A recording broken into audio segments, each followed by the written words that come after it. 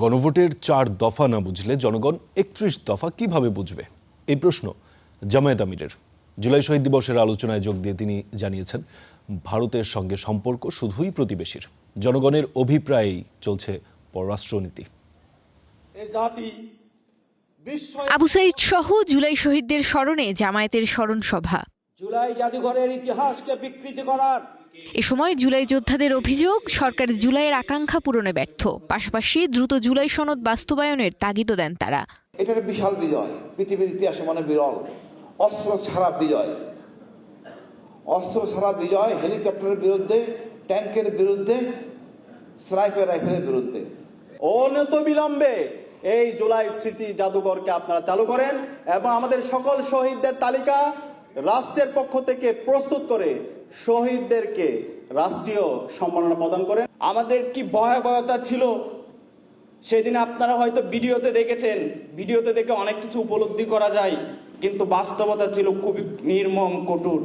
এতে যোগ দিয়ে প্রধান অতিথির বক্তব্যে জামায়াত আমিরের জিজ্ঞাসা, গণভোটের 4 প্রশ্ন জাতি না বুঝলে 31 প্রশ্ন বুঝবে কি করে? বলেন, গণভোটের রায় সংসদে না হলে বাস্তবায়ন হবে রাজপথে।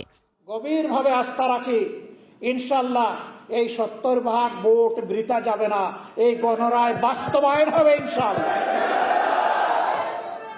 সেই পর্যন্ত সমাধান যদি সংসদে না হয়, সমাধান হবে রাজপথে। এ সময় জনপ্রত্যাশার দেশ গড়ার আহ্বান জানিয়ে জামায়াত আমির বলেন, দেশ ছেড়ে কোথাও যাওয়ার চিন্তা তাদের নেই। ভারতের সঙ্গে সম্পর্ক শুধুই প্রতিবেশীর। বলেছে বাংলাদেশের সকল দলকে ভারতের মাটিতে আমন্ত্রণ, শুধুমাত্র জামাতে ইসলামী লাল কার্ড। আমরা এই লাল কার্ডের পরোয়া করি না।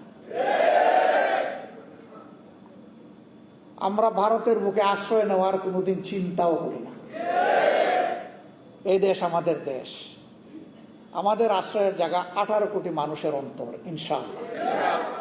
দেশে ইনসাফ কায়েম হবে উল্লেখ করে আলোচকেরা জানান, জুলাইকে জনগণের স্মৃতি থেকে মুছে দেয়া যাবে না।